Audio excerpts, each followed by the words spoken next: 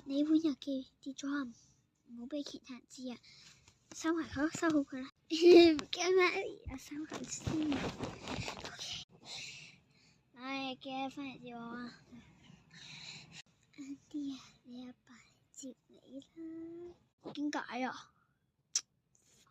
放咗學之後，阿仔你嚟啦。點解阿媽唔係你接我嘅？一係你接我嘅，因為佢。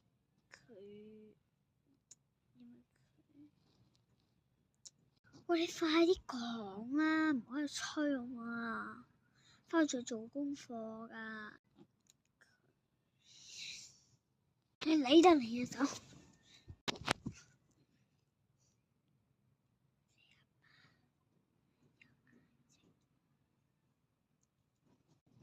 又翻嚟啦，仔翻嚟啦嚇，係咪啊？阿爸接你，你點啊？冇心情。老婆冇事啦，老婆，你休息先。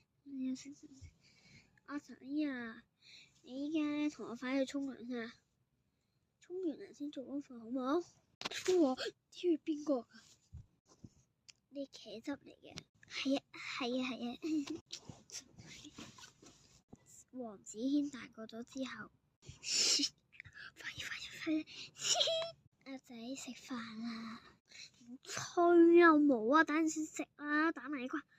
快啲！等陣再玩好唔好啊？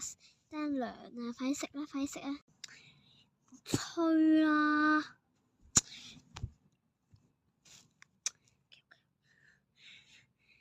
等我落間先。第二日子軒喺學校發生咗一啲事。點啊？係咩事？老師，你個仔喺度蝦人，教人哋入咗醫院。佢係咁樣打隻手，係啊，你鬧下佢。阿媽你又點啊？依家大個咗，我自己嘢由我自己嚟啦，你乜都要幫我嘅咩？乜嘢事咧？你都唔好叫我幫你自己做啊！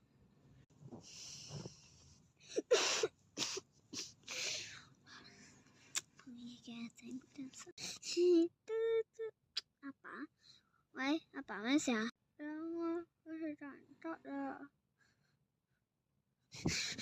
咩事？阿爸？你阿媽就唔得啦，你過去睇下啦。阿媽點啊？我錯啦。